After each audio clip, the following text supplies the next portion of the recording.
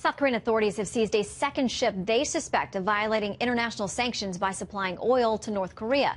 Recently, tough UN sanctions were imposed, banning nearly all of North Korea's oil imports in an attempt to curb ballistic missile tests. Secretary of State Rex Tillerson has called on all nations to clamp down on the rogue regime, saying the U.S. has a right to, quote, interdict maritime traffic. But should the U.S. lead an actual blockade of North Korea?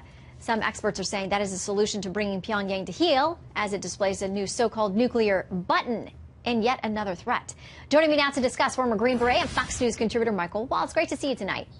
Thanks, Shannon. Okay, so I want to start by a piece that was an opinion piece on FoxNews.com from a retired lieutenant commander from the Navy, Gregory Keeley. He says this: short of a naval blockade where every ship in the vicinity of North Korea is boarded, searched, and if necessary impounded, it will be impossible to entirely close the oil lifeline spigot. Is it a realistic solution to this issue?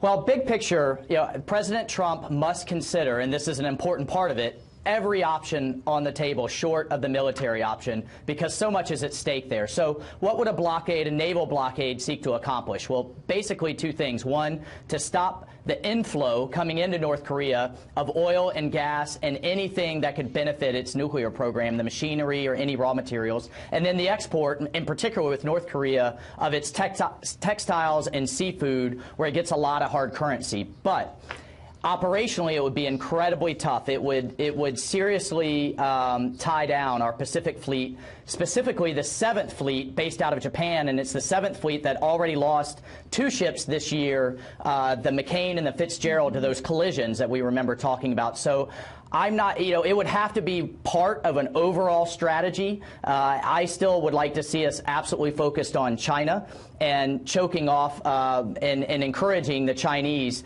to choke everything off the North Koreans. Remember, they still have a very long land border with North Korea. They have an oil pipeline, and what we'd risk with a blockade is that we tie down our Pacific Fleet while the Chinese are still supplying the North Koreans, because to them it's more of our problem than it is a Chinese problem.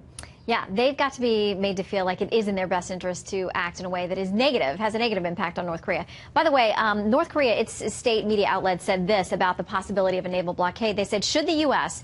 and its followers try to enforce the naval blockade against our country, we will see it as an act of war and respond with merciless self-defense countermeasures, as we have warned repeatedly. That sounds pretty much like the response we get to them from just about everything we do.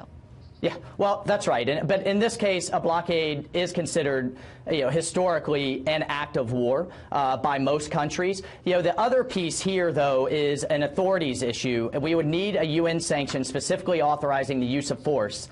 Right now, what the UN authorizes is an inspection regime, and that's fine, and we're starting to do that. We're certainly seeing the South Koreans do that. But if a ship doesn't comply, we are not authorized to actually use force to get it to comply. So we would have to go back to the UN for additional authorities. And again, what we would risk, at the end of the day, I think I would like to see us try a blockade before we go to the final military option, but we do risk also a slow escalation at sea, and we could risk losing the benefit of surprise by a precision strike on the nuclear program and on the leadership. So a lot for the president to consider here. Yeah, you talked about China. We know Russia is also a factor here as well. Absolutely. How do those who believe North Korea is a threat to them, how do they convince China and Russia it's in their best interest to get involved in a more substantive way?